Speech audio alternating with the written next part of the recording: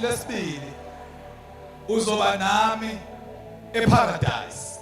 Rabi Ndile Thabethe shayizana bazalwane. Uzoba nami eparadise. Glory to Jesus. Alibonge igama lenkosi.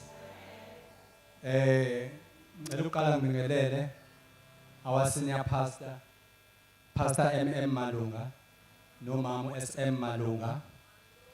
Ubuholi bonke obukhona egameni lika Jesu ophilayo. Amen. Ngibingelela umzimba kaKristu ogcwele letende egameni lika Jesu. Ngibingelela uhlango olukhethekile. uNkulunkulu alenzele umusa. Walikhetha phakathi kwabantu. Walenza laba ngabantwana bakaNkulunkulu. Glory to Jesus. Uthembekile uNkulunkulu wethu bazalwane.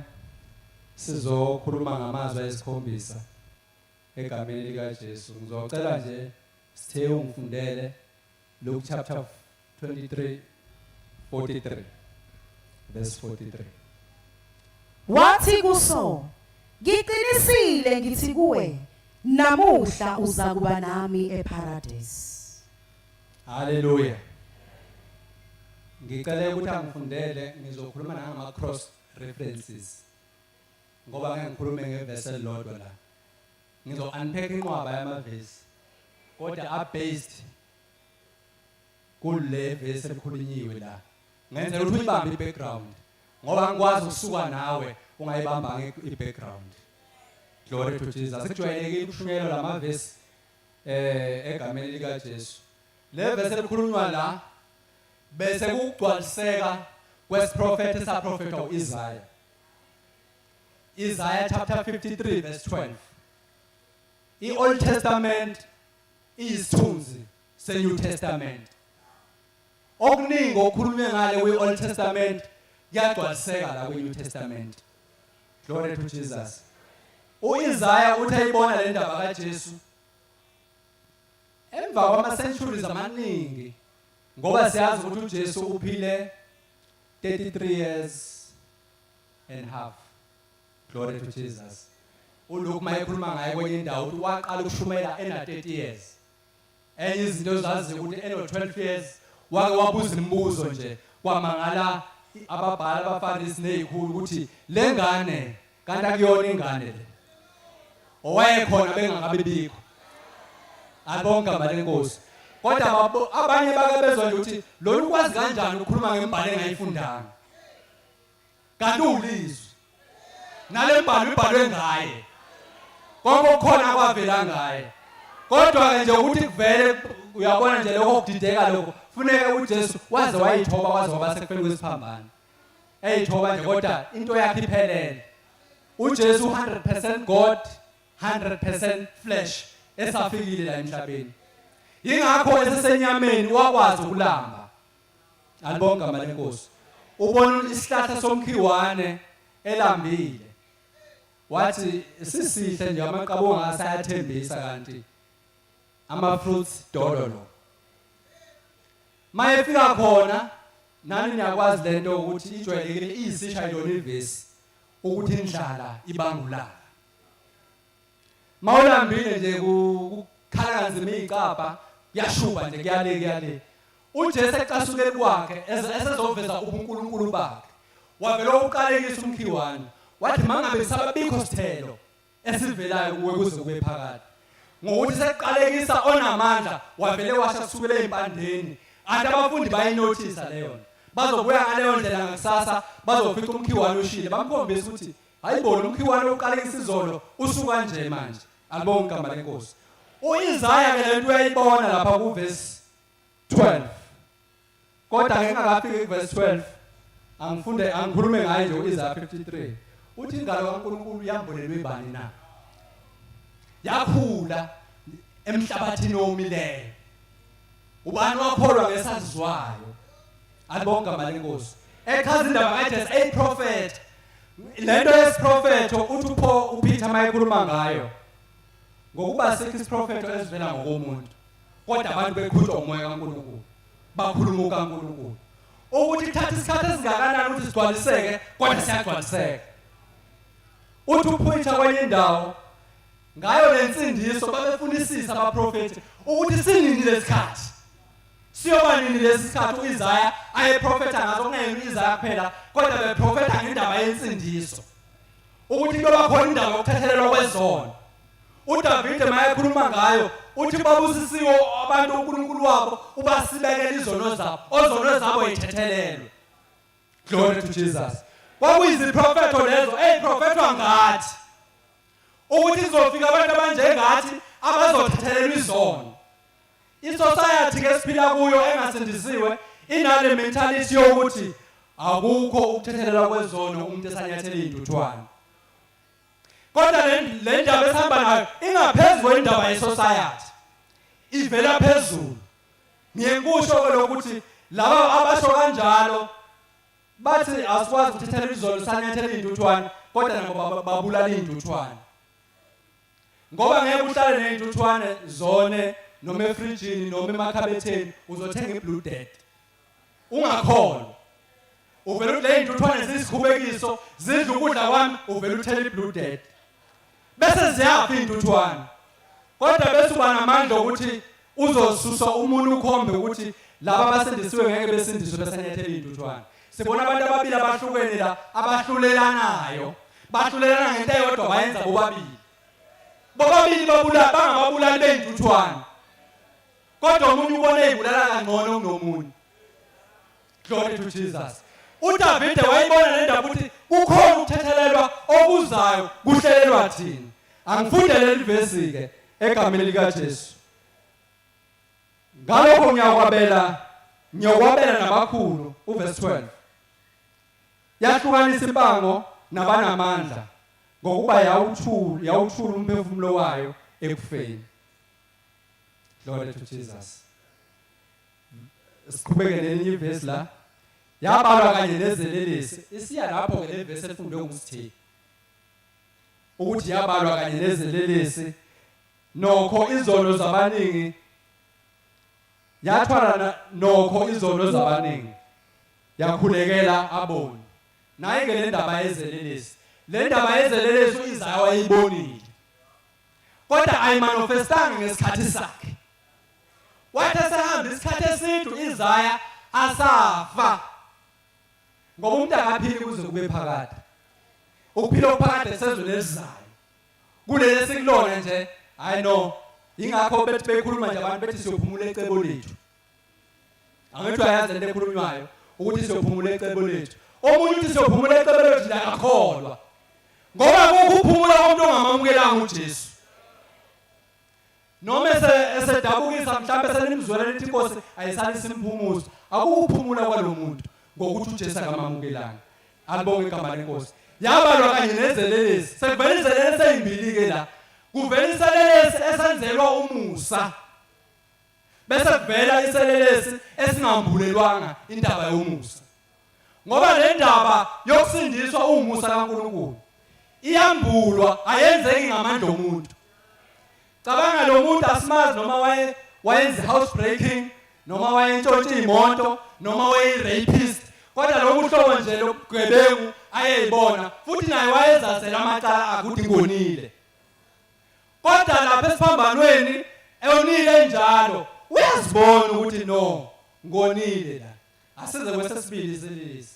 lesesibili selelesi sisuke sithi awumuyinkosi yehla lapho wehlise nathi sikhuluma enye into ngithi ngibona umuntu okhuluma ngokungambuleleki ukhuluma noma kanjani kanti lona uNkulunkulu usebenzela umusa uNkulunkulu wasenzela umusa ke leselelesi bazalwane ngoba lithi kwaNkulunkulu lapha kuJohana akekho zakimi uNkulunkulu engamdonsanga uyabona the fact ukuthi uze kuJesu wenzela umusa lo yena wenzela umusa ngama last minute wavele wathi ungikhumbule embusweni wakho uyabona leselelesi sasibona indaba yokuthi ngombuso lo lesibethelwe kanye naye siphinde simbona ukuthi lo lesibethelwe naye akanalo icala kodwa thina siyagwetshwa ngenxa yamacala ethu ekuJesu ayibona le ndaba akamphendulanga loya uJesu bengayiphenduli izinto nje bengayentertain into angayiboni ukuthi ibhekephi le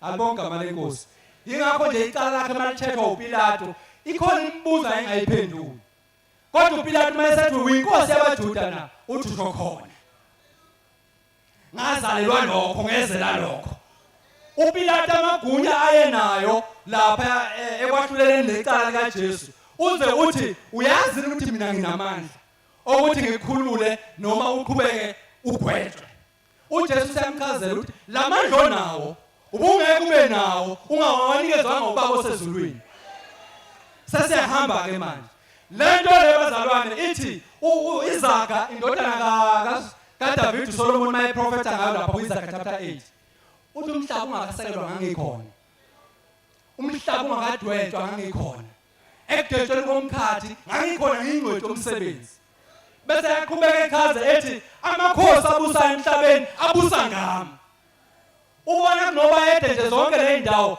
lezo ezihlalo bekuNkulunkulu osezulwini ukuthi wethulele abantu abasemhlabeni benze judgment kubantu naye kuPilato uthole lokuthi ebe ijudge nje uNkulunkulu uyihlelile lento uyamchazela kuJesu ukuthi hayibo wena usakhuluma ngalokho mina vele ngikhona ungabe ngikho wena alibonge igama lenkosi kodwa uPilato akayithandanga lento ayenza ngoba ngisho umkakhe wafika wathi ungabi nacala nalo muntu uNkulunkulu ufike ukhulumile ngephupho kumina ebusuku lo muntu akanacala uPilato wayefuna ukumdedela uJesu kodwa ngenxa yesiqubu ukimpress crowd ngoba icrowd inkingi yathi crowd methele esiphambanweni uthi uPilato ngobenzeni yingakho nje uPilato wazi wageza izandla wathi mina anginacala nalo muntu bonani ukuthi nina nenzani alibonge igama lenkosi kodwa ke lokho kuyiplani kaNkulunkulu lapha kade uJesu kuba kayanga esiphambanweni ngaba ligcwele le tent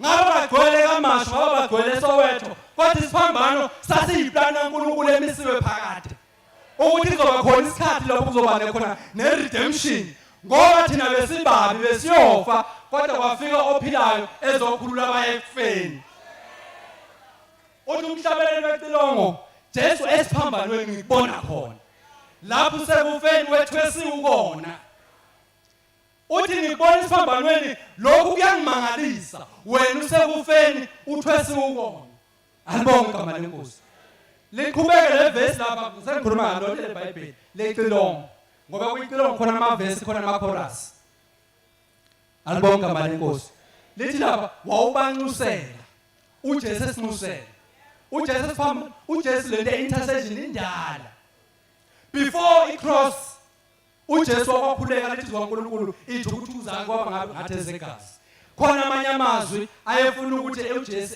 give up indaba yecross kodwa wathi uJesu baba uma kwenzeka lesi sithathu sidlule phambi kwami kodwa ngenxa intando yakho mayenzeke ngoba kube wayethanda uJesu ayezovele iyeke indaba yesifambano kodwa wayezobe seyifailile indaba ayizele emhlabeni that mission yayizoba impossible kodwa le mission yaba possible ngokuthi wayithoba kwaze kwaba sekufeni kwesiphambano yabona le ndoda eyibethelwe naye yathi mina nginecala lona kanecala khona kumhlabelelo uculwa ingqondeni ethi ngizoba nawe soyicorrecta kancane leyo nto uzoba nami alibonga malenkosi ngiyayithanda nami ingqondeni powerful kodwa kufanele ngisho iculo mawulibheka libe scripturally aligned with uyabona nje ihleleke into leBhayibheli alibonga malenkosi akwazi ukuthi mina uJesu mayechaza le ndaba uDavide ekuyambuleka uDavide onile kumka Uriya wakhuleka uDavide esezaliwe umntwana kwathola uNkulunkulu usayikhiphile ijudgment malana nomntwana ozalwe ngokuphinga wathi uNkulunkulu ngizombulala noma engangena fasting uDavide wangena fasting kwathi uDavide ekhuleka wabe sehamba umntwana during the fasting alibonga malenkosi wathi esefile umntwana uDavide ingeke zakhe isaba ukumtshela kodwa agcina sezemtshelile ngoba bazaseyibona ukuthi na kodwa khona la ngiyakhona ngiyala ethela uDavide wavele wayibreak fasting esezwile ukuthi umntwana wakhe ufile wathi mina ngizoya kuye akuyena ozoza kimi. Lento ikhombisana ukuthi akubona abasuka ngapha beza ngapha. Kodwa ithina esuka ngapha siyangala. Le kulobe lencandweni akwazi ukuthi uJesu uzoba nathi. Thina kusashubile emhlabeni. uJesu ukunqoba umhlaba wayeqeda indaba yabo wakhuphukela ezulwini. Lona ofayo uyena ozoba naye. Usathi uJesu ngiqinisile ngithi namhlanje uzoba nami eparadise. Le ndoda ayikazi hambe ngisho ama teachings. Akaze kushona ukuthi ngisho lamazwi emva kwami. Kodwa indaba yensindiso ipackage iphelele. Umsebenzi wasesiphamba lona uphelele. Awudingi ukuthi uzozama ukwenzela into uphelele.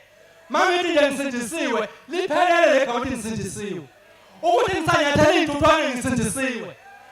Ukuthi umakhelwane asibingelelanga naye ngisindisiwe. Ukuthi nginyathelile ngisindisiwe. Yithina ofuneka silungisele ukunyathelana. Glory to Jesus. Alibonge igama lenkosi. Yabona le ndoda sengizoya ngasekugcineni ukuthi lona ngowombuso. Uthi ungikhumbule embusweni wakho. Uyizama iprofeta ngendaba yombuso. Uthi uJesu umbuso wakhe umi kuze kube phakade. Umbuso wakhe awunakuzanyazanyiswa. Ukhona kusukela komunye umkhawulo kuze kube komunye umkhawulo. uJesu mayefundisa ngendaba yombuso lapha kulomkhuleko kuthiwa yiLord's Prayer. Ubaba wethu osezulwini. Khona indawo afika kuyona athi umbuso wakho mawufike. Wayefundisa abantu ukuthandaza. Ngoba baba nenkinga bambuza bathi inkosi sicela usifundise ukuthandaza. Ngokuba thina sembonile uJohane efundisa abafundi bakhe ukuthandaza. Ngoba ngisho ukuthandaza kuyafundwa. Alibonga igama lenkosi. Ukhuleka ngento ukhuleka ngezwi. Akona ukhuleka uthi hayi. Kubukala kumoya kodwa uzwakala ukuthi uthini. Yingakho kufanele ufunde ukuthandaza. Mawukhuleka uthi baba egameni lika Jesu. Umthandazo usilwa ngale gama. Yingakho ke abantu bathi sifundise abafundi bathi sifundise ukuthandaza. Khona singeza ukhayisa egameni lika moya.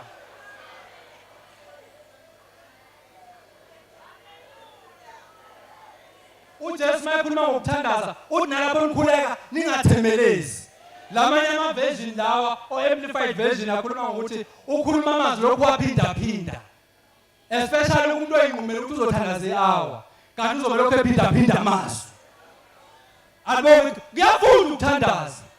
Ngikhuluma ngale ndaba umbuso wakho mawufike. Umbuso ufikile kuthina esayitendeni. Sasingabo umbuso. Kodwa umbuso usazofika kunabo abantu abagcwelanga ngaphandle. Ukuthi lo mbuso ufike ukhipha umnyama ungenisa ukukhanya. Umhlabelelo bacela ukuthi lifikile ivangeli. Lilethile ukukhanya nezinhlanhla imkhuba yomnyama ixoxa ikhwezi. Ikhwezi ukusa. Ukukhanya lokho sesikhulunywe ngakho la.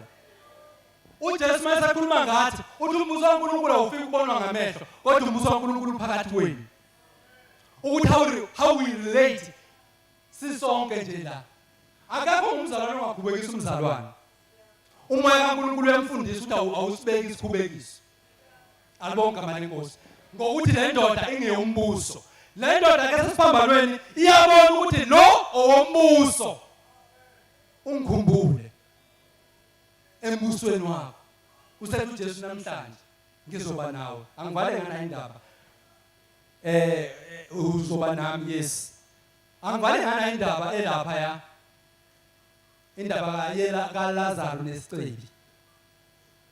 Ukuhlukanisa nazi izinto ezimbili. Ngoba uJesu mayekhuluma ngeparable ingumfanekiso le yanto le. Ayenzakalanga ingumfanekiso. Kodwa umfanekiso ukhuluma ngento ereality. Especially into ekhulunywa uJesu. Hayi inganekwane ngoba inganekwane ikhona.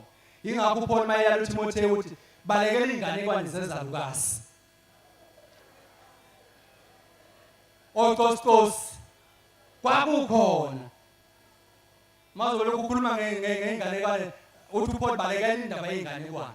Kodwa umfanekiso uJesu akhuluma ngayo uthi kwakhona indoda ecebile bese kuba khona indoda okuthiwa uLazaro.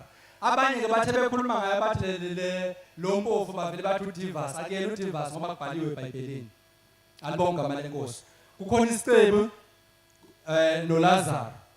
Mase befile labantu lethizwa uNkulunkulu bembelwa bobabili. baya phansi. Kwathi sekungale ngifuna ukuya kulento. Kwathi sekungale isiceli saba nenkinga ukuthi asisayanga endabeni yeparadise. Iparadise indawo elungiselelwe abangcwele. Alibonga malenkosi. Indaba yethu yayifana nendaba yomphakathi. Indaba yethu ihleliwe. Glory to Jesus.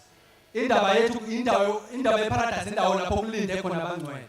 Lapha kwisambulo likhuluma ngokuthi bakhala bathi koze kube nini uNkulunkulu ungahluleli abantu emhlabeni ababulala abantu bachitha igazi lethu. Lithi uNkulunkulu kwasethiwa hlalani la banikezwa nengubo emhlophe ukuthi beyembathe. Lithi nize nilinde kupheleliswe abayizinceku kanye nani emhlabeni.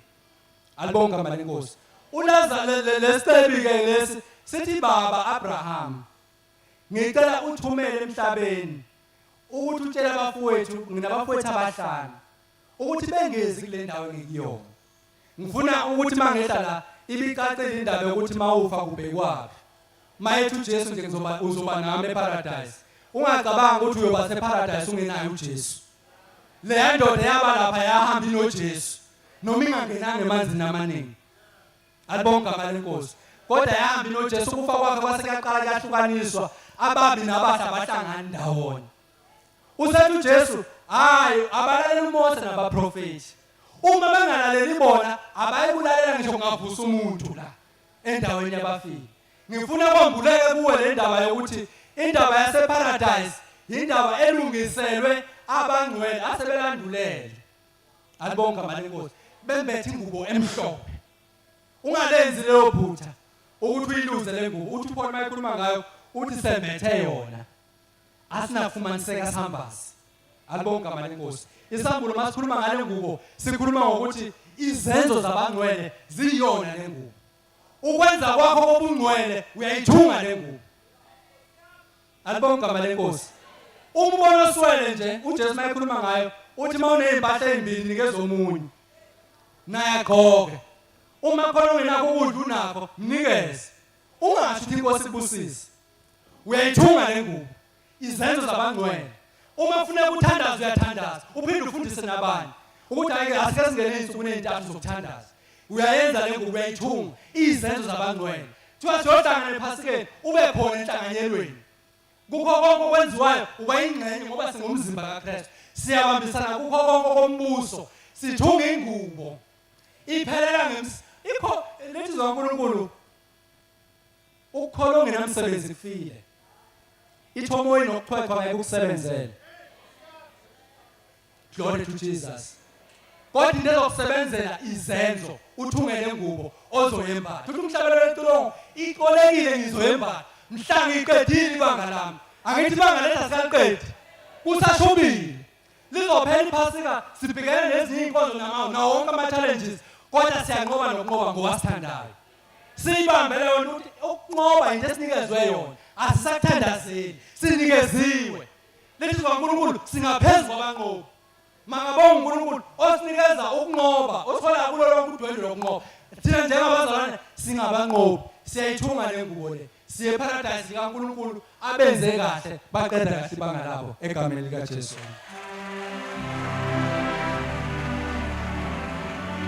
Lifikile ifa.